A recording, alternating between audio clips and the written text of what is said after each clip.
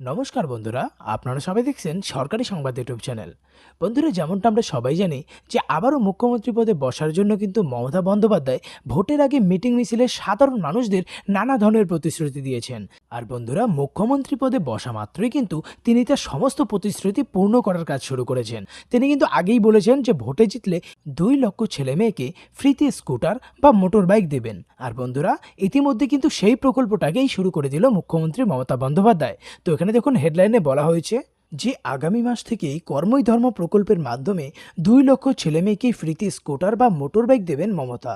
এই প্রকল্পে আবেদন করার জন্য কি কি ডকুমেন্টস লাগবে, আবেদনের জন্য কি কি প্রাথমিক যোগ্যতা থাকতে হবে, কিভাবে আবেদন করবেন, সবটাই এই বিস্তারিত খবরে বলে দেওয়া হয়েছে। তবে তার আগে বন্ধুরা, যদি আপনিও এই ফ্রিতে স্কুটার বা মোটর বাইক পেতে চান, তাহলে কিন্তু সবার প্রথমেই এই ভিডিওটিকে একটি লাইক করে দেবেন।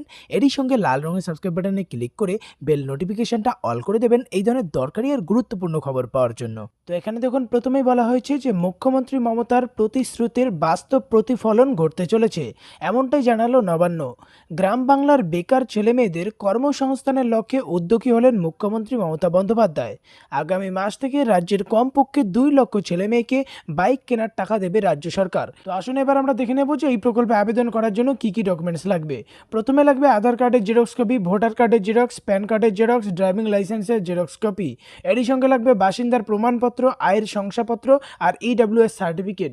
এই সার্টিফিকেটটা আপনারা বিডিও বা এসডি অফিস থেকে পেয়ে যাবেন। এরপরে যেটা বলা হয়েছে, ফ্রিতে মোটর বাইক বা স্কুটার পাওয়ার জন্য কী কী যোগ্যতা থাকতে হবে। আবেদনকারীর বয়স অবশ্যই 18 থেকে 50-এর মধ্যে হবে, আর একটি পরিবার থেকে শুধুমাত্র একজনই আবেদন করতে পারবে। এছাড়া এসসি এসটি ক্যাটাগরিতে 5 বছরের ছাড় এবং ওবিসি ক্যাটাগরির কার্ড থাকলে 3 বছরের ছাড় দেওয়া হবে।